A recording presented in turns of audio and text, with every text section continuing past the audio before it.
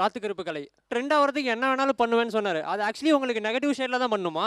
எனக்குள்ள ஒரு பிரச்சனை இருக்கு.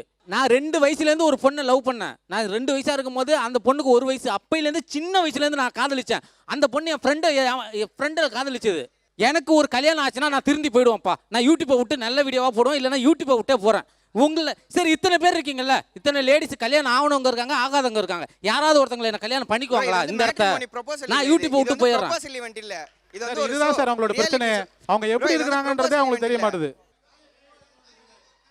இப்போ உங்களால இங்க இருக்கவங்க யாராவது தாலி கட்டிக்க முடியுமா? நான் திருந்திடுறேன், யூடியூப் விட்டு போறேன்.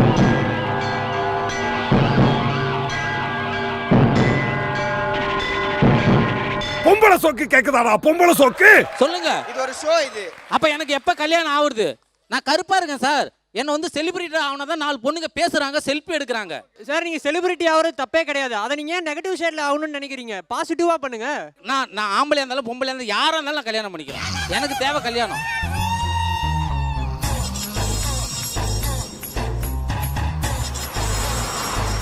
கேங்ஸ்டர்னா டிசிப்ளின் வேணும். அவன் பயந்து மைக்க பக்கத்துல கொடுத்துட்டான்ப்பா. என்னப்பா பொம்பளை கல்யாணம் பண்ணிக்கணும்னு சொன்னா சரிதான், ஆம்பளைக்கு குறி வைக்கிறானே டக்குனு மைக்க கொடுத்துட்டு திரும்பிட்டான் அந்த பக்கம். ஆம்பளையும் கல்யாணம் பண்ணிக்கன்னு சொல்றாரு. இவரெல்லாம் எந்த ரேஞ்சில் நம்ம வச்சுக்கலாம்? சார் நான் சின்ன வயசுல இருந்தே கல்யாணம் பண்ணுங்கிற ஆசை எனக்கு இருந்துச்சு. இல்லப்பா எனக்கு ஒரே விஷயம் எனக்கு ஒன்று புரிய வேண்டியது இருக்கு.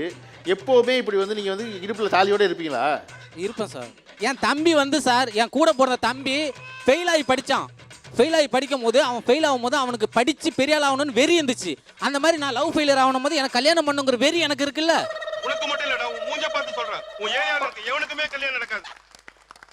என்னோட வெறி வந்து கல்யாணம் ஆகிற வெறி வந்து நின்றுச்சுன்னா நான் வந்து யூடியூப் விட்டு போயிடுவேன் சார். சக்தியை கல்யாணம் பண்ணிக்கங்க. நான் சும்மா காமெடி தான் சொன்னேன். ஆம்பளை கல்யாணம். இப்போ நான் அவங்க கழுத்து தாலி கட்டுறேன், எனக்கு கல்யாணம் ஆகல. உண்மையா ஏதாவது ஒரு பொண்ணை எனக்கு கல்யாணம் பண்ணி வைங்க சார். நான் யூடியூப் விட்டு அதுக்காக இருக்கும். நீ எங்கே வந்தால விட்டு என்ன குறி வைக்கிறீ? என்ன அது ஏன்டா என்ன பார்த்து அந்த கேள்வி கேட்ட? இத்தனை பேர் இருக்காங்களே, கேட்க கூடாதா?